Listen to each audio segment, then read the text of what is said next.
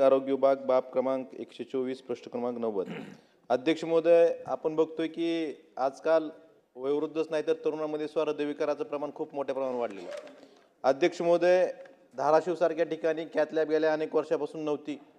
2023च्या October महिन्यामध्ये धाराशिव येथे cath lab उभारण्यासाठी जवळपास 18 कोटी रुपये आरोग्य विभागाने मंजूर केले आणि त्याला अट घातली होती की 1 वर्षात काम पूर्ण झालं पाहिजे। अध्यक्ष महोदय, 2024च्या ऑक्टोबरमध्ये काम पूर्ण होणं अपेक्षित असताना अद्यापपर्यंत ती कॅथ लॅब चालू नाही।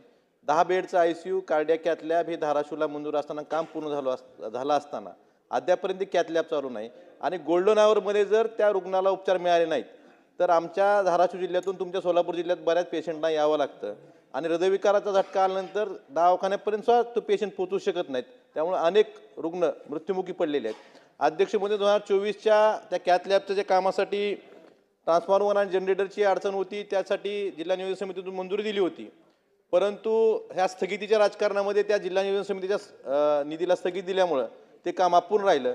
25-26 मध्ये परत मंजुरी दिलेली आहे। या ठिकाणी सार्वजनिक बांधकाम मंत्री बसलेले आहेत, त्यांचं इलेक्ट्रिकल डिपार्टमेंट आहे।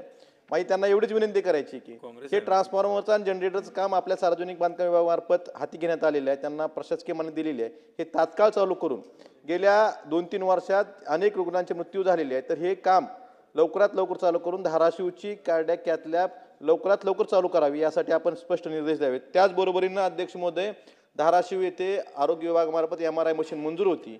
हे सरकार बदलल्यानंतर ती MRI मशीन दुसऱ्या जिल्ह्यात हलवण्याचा काही प्रमाणात प्रयत्न झाला, परंतु तिथल्या स्थानिक नागरिकांनी आंदोलन केल्यामुळे, दबाव टाकल्यामुळे तो निर्णय शासनाला परत बदलावा लागला। परंतु ती MRI मशीन काम पूर्ण होऊन सुद्धा फक्त कमिशनरच्या सहीसाठी गेल्या अनेक दिवसापासून फक्त सही राहिली। मग आपण गतिमान सरकार म्हणतोय, MRI साठी एखाद्या टेस्टला रुग्णांना बाहेर खाजगी ठिकाणी जावं लागतं, सोलापूर सारख्या लातूर सारख्या ठिकाणी जावं लागतं। आपलं काम पूर्ण होऊन सुद्धा फक्त कमिशनरची सही राहिली। एवढं गतिमान सरकारमुळे आपण बोलतो, ही सही कधी होणार आणि धाराशिवची MRI मशीन कधी चालू होणार ह्याचं उत्तरात मंत्र्यांनी उत्तर देणं गरजेचं आहे।